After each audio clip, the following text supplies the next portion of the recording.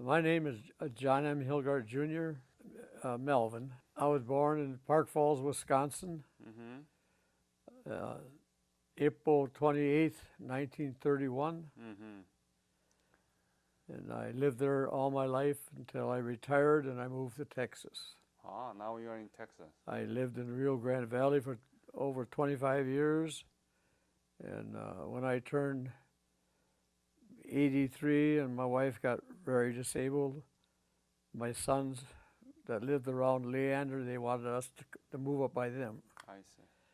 And unfortunately, my wife passed away about 4 months after we moved up here. Ah, So it uh, it's been a long time. We would have been married 60 years in September this year. this year. Yes. Sorry to hear that. Uh, Tell me about your family background when you were growing up. well, I was born on a 40-acre farm. Mm. Wow, that's huge. Pardon? That's a huge 40-acre farm. Yeah. And my dad worked at a paper mill. And when I graduated from high school When? in 1950, Uh-huh. I went to work at the mill also. Uh-huh. And but in June of 1950, the North Koreans crossed the 38th parallel, Yep. and we went to war in Korea. So I enlisted in the service. What high school did you graduate? The Park Falls Lincoln High School. Mm. And did you learn anything about Korea when you were in high school? No, no, it's a shame. I didn't even know where Korea was when I enlisted, which a lot of us did the same thing. Uh, I think we did the right thing there. Sometimes I wish we would have finished it. Maybe we wouldn't have a lot of problems like we have now. But China got involved, and that made it a different story. Yes, that's right. It could have been really something bad. Yeah. So they tried to indoctrinate us with communism, but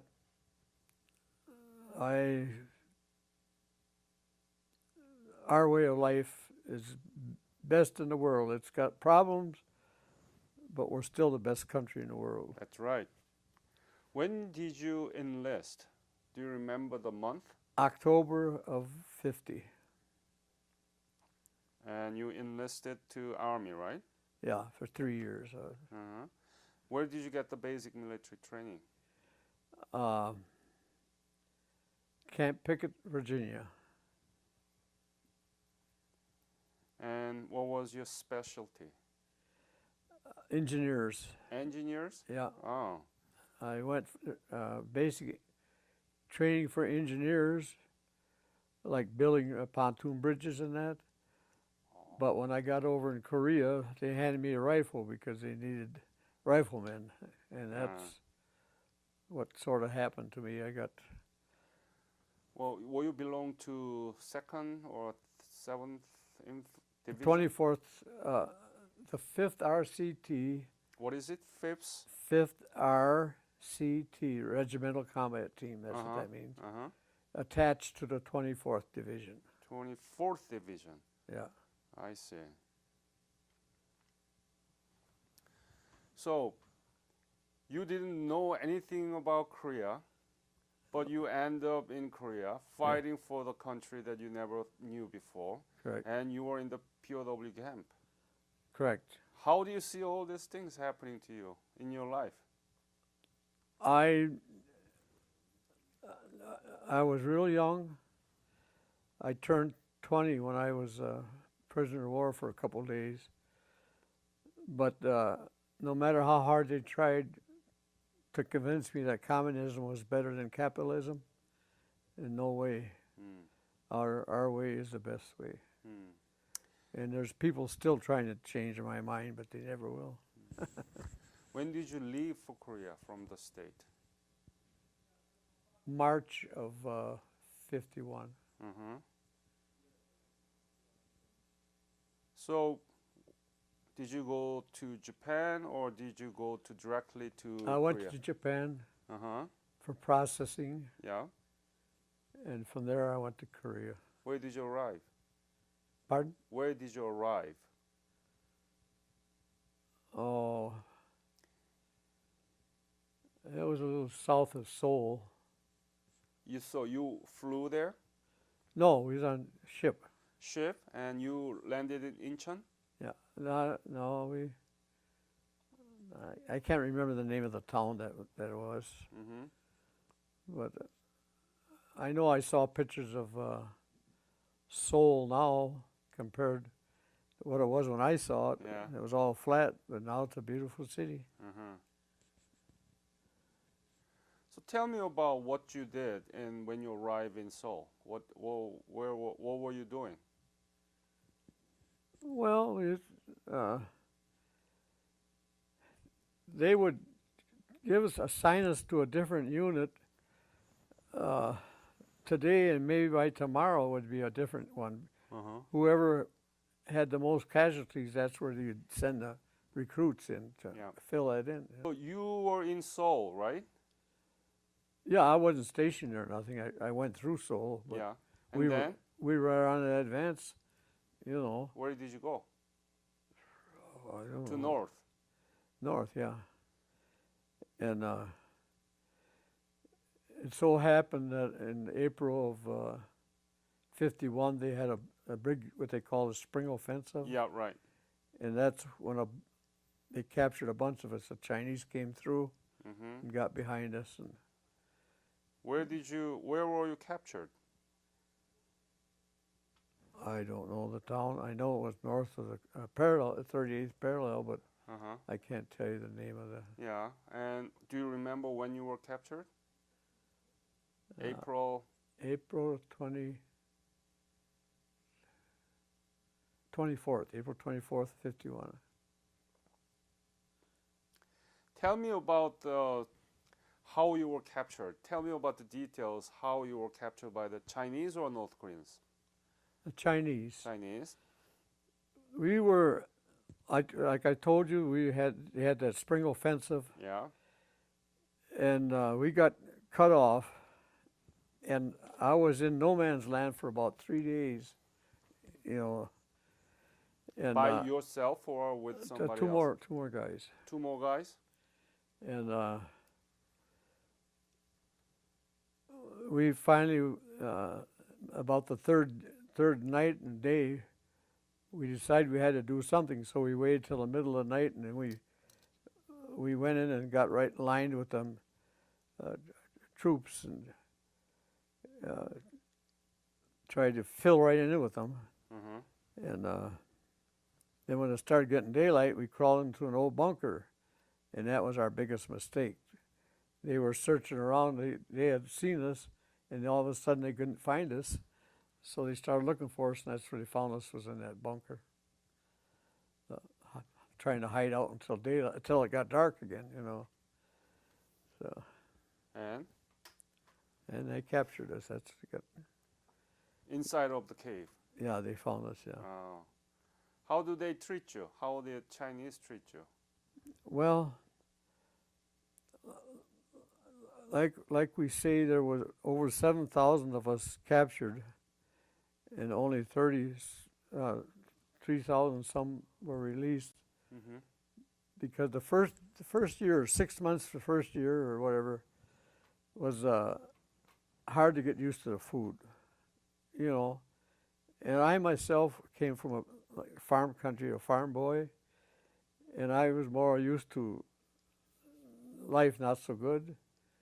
And the guys that would come from the big cities never had to do anything for themselves and that, you know. Right. Yeah. So they couldn't get used to that chow, and they didn't make it. So after you were captured, what did you do? Did you march into North Korea, or what happened to you? Well, you mean getting up to North Korea? Yeah, I mean, getting out of the cave, and then where did you go? I mean, did you march Oh, they marched us a long ways. long ways? Yeah. And then sometimes there would be a train that they could put us on. And but the train was worst place to be with the planes flying over and stuff. You know, trying to bomb the train. So the train would stay in a tunnel all day, Mm-hmm. and we lost guys in there because they couldn't breathe. That chain was, and that black smoke was going back in there, and a lot of them died in there. You know, so. But most of the mileage was, I would say, walking, and I think they walked us a lot of times through the same town to show the people that they had captured a bunch of Americans, you know, and sometimes it was the same guys that kept marching us around and around. Do you think you can see where you were captured? It was this camp I was in after I got captured. Chongsong, is that Chongsong? Mm-hmm. Yeah. But well, here's the 38th, right? Yeah. How long did it take to get to the Changsong? Yeah, 4 months, I guess, 3-4 months. You know, not walking steady. We'd lay over someplace to rest up and stuff. Mm-hmm. But it totally took us better part of 4 months to get up there. Yeah. I learned to walk in my sleep because we'd have to walk all the time at night. How do they feed you? Well, nothing tasted good to us compared to what we were used to. Mm-hmm. But if we wanted to survive, we had to learn to eat it. What do they give you? Well, we ate a lot of sorghum. What? Sorghum, it's called. Huh. You heard of sorghum molasses in the United States? No? No. It looks like corn out in the field, but it's got tosses on top. Anyways, the sorghum had more nourishment than rice, but it didn't have the taste. Mm. But somehow or other they found out that in the United States we use sorghum to fatten up pigs and animals. So they switched us over to rice. But the rice didn't have the nourishment that sorghum, but it tasted better. Rice will take the taste of anything that you mix with it, so. How many times do they give you the food? Twice, 2 times. Twice a day? Yeah. Was Chinese brutal? Compared to Koreans, no. Koreans had no respect for life at all, especially, you know, they dismember guys, and you'd find them with parts missing and everything, you know, when you'd find them after a battle. But I don't think the Chinese did that. Did you see North Koreans are doing those things? I didn't see it, no. Uh-huh. It's just, So it's just know by ear. yeah, Mm. yeah. So so you arrive around August in Changsong? No, well, part of the end of July, yeah, first part of August, yeah. Uh-huh. Mm-hmm. Yeah, that's right. And how was the camp in Changsong? The what? Changsong camp, how was it? Well, from what we had gone through, you know, in places that we had to sleep and stuff on the way up there, it seemed kind of good, you know. But well, dirt floors like they have in the countries, and we slept on the floor. And You mean dirt floor? yeah, dirt floor. Yeah. The guys, they have from 8 to 12 guys in a room, and when one guy turn over, we'd all have to turn over. Yeah, so. But getting used to the food, and we were all full of lice until we got so we could get hot water to throw our clothes in there. Then we got rid of the lice. But until then, it was terrible. What was the symptom? Itch and bloody Yeah, with the lice? yeah. Well, it was all bites and yeah, uh, and we like I said, once we could get the clothes boiled, then we kind of got control of the lice. But the lice took its toll on people too, because it was bloodsuckers, you know. And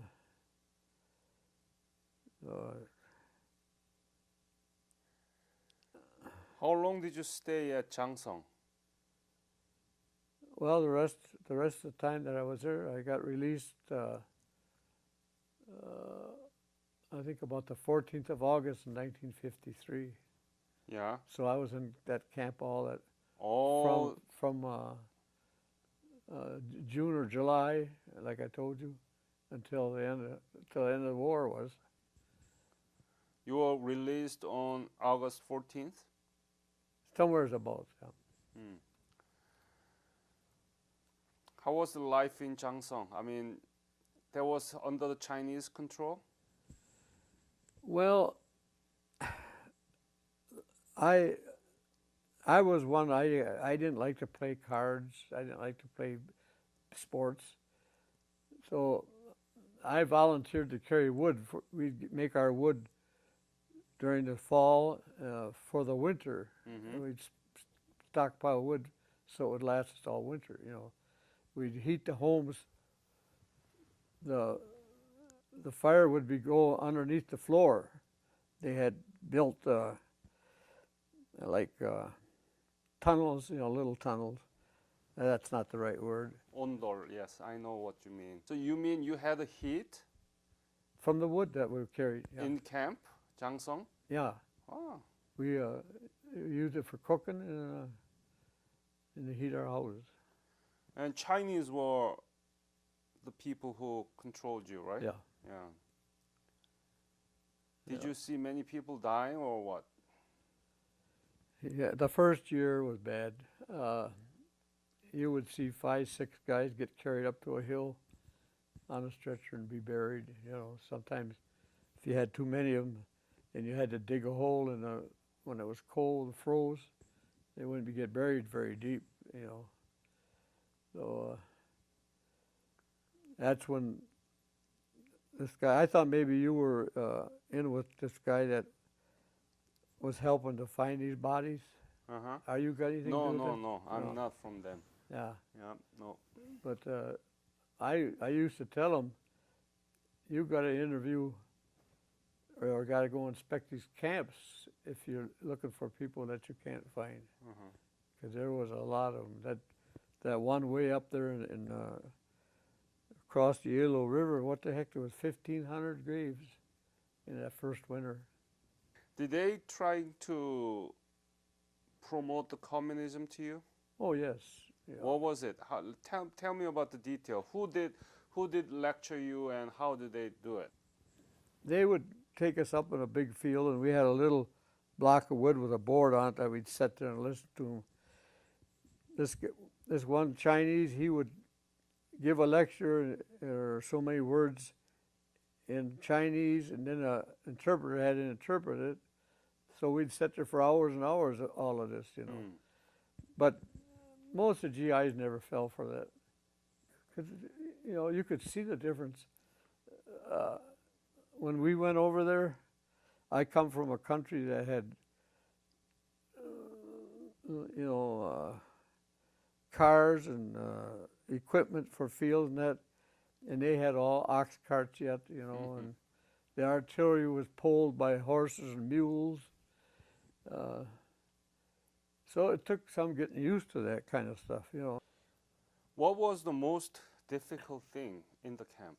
Well, until this day, I had to get used to not drinking water unless we boiled it, you know.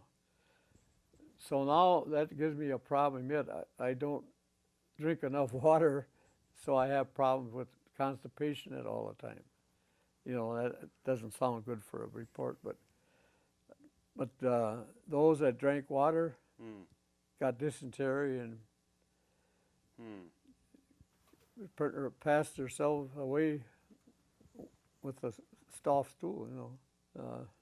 Had a 5-gallon bucket on a long pole, and one up here and one in the back. And When you came to know that you're going to be released, armistice was signed at the end of July, right? and we didn't know until the middle of August, Right. you know, because they were afraid that we might go buggy or something. But anyway, it was about a month after the armistice was signed before we found out. Yeah. So did you march into South, or did you take? They took truck? us in trucks. I have no regrets for serving over there. I think we served a purpose, and sometimes I wish we'd went further, but sometimes I know if we'd have gotten involved with China, it would have been a bad mess. What did you do after you crossed the 38 parallel? Saluted the American flag. Uh-huh. It was way up high, and it looked about that big, but I could see it, you know. Uh-huh. Because we weren't allowed to have nothing American flag, you know, worse. And that's one thing I respect is American flag. Too many people don't. And some will say, "Oh, it's just a piece of cloth." No, it's not a piece of cloth. You know, that's just like saying all he is a piece of flesh. He doesn't matter, you know.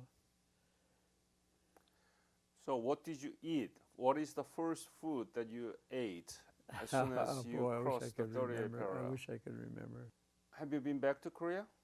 Part? Have you No. There was one year I had signed up for it, and my wife got real sick, so I didn't go. But they're supposed to have another trip scheduled for next year, I think. been? Uh-huh. And I think I'm going to go. Thank you for your fight for the Korean nation, and that's why we are now prosperous. Yeah. Yeah. And they respect us for what we did for them.